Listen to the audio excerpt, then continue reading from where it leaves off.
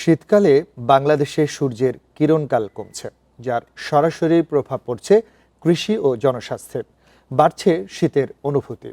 Norway ও বাংলাদেশের একদল আবহাওয়াবিদদের গবেষণায় দেখা গেছে, কিছু এলাকায় প্রায় 1 ঘন্টা পর্যন্ত কমে গেছে কিরণকাল। এই পরিবর্তন ঘটছে প্রতি 10 বছরে।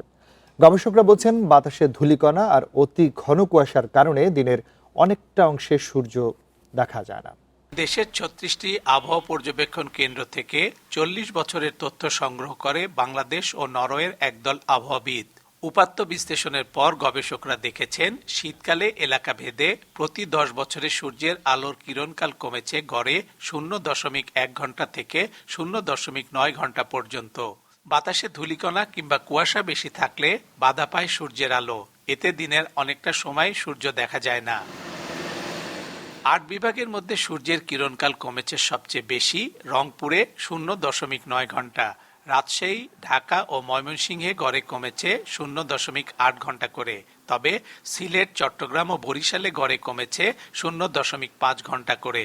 1980 সাল থেকে 2020 সাল পর্যন্ত আমরা 40 বছর ডাটা অ্যানালাইসিস করেছি সানশাইন আওয়ার। এক্ষেত্রে দেখা যাচ্ছে প্রতি 10 বছরে 0.9 ঘন্টা করে প্রতি 10 বছরের আপনার সূর্য কিরণকাল কমে যাচ্ছে। গবেষকরা বলছেন, সূর্যের আলোর কিরণকাল কমে গেলে শীতের তীব্রতা বাড়ে, ফলে দেখা দেয় শ্বাসকষ্ট সহ নানা রোগ।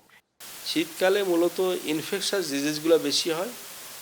আর যেটা আরেকটা কনসিকুয়েন্স, যে এই ঠান্ডা বেড়ে গেলে মানুষের যদি এটা লং টার্ম থাকে, তাহলে সেটা এই ফুড প্রোডাকশনে একটা ইম্প্যাক্ট তৈরি করবে, যেটা আলটিমেটলি এটা কনজামশনেও একটা বড় ইফেক্ট তৈরি করবে। এটা ম্যালনিউট্রিশনটা তৈরি করবে। এই ঘটনায় কৃষিতে বিরূপ প্রভাব পড়েছে বলে জানিয়েছেন কৃষিবিদরা।